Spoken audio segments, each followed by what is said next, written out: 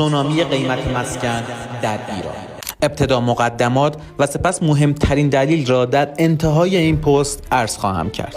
ناترازی انرژی منجر به کاهش تولید کارخانجات و در نتیجه افزایش سرسام‌آور قیمت سیمان و بتون شده است. همچنین در دسترس نبودن منابع گازوئیلی و قطعی برق سرعت پروژه ها را به شدت کاهش داده است. خروج اجباری اتباع افغان باعث کمبود نیروی انسانی گردیده است. از طرفی دیگر افزایش چند برابر هزینه‌های انشاء آباد و مجوزات دولتی را داشته‌ایم. آمار صدور پروانه ساخت نیز به شدت کاهش یافته است. جمع‌بندی این که متوسط هزینه ساخت در سال 1404 بین 18 تا 22 میلیون تومان می باشد. این در حالی است که قیمت مسکن هنوز تغییر چندانی نداشته است. اما مهمترین دلیل اینکه افزایش نرخ اجاره برای امسال بیش از 50% می باشد.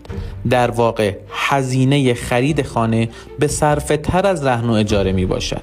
چاره ای نیست، یا قدیمی تر، یا کوچکتر، یا منطقه ارزان تر.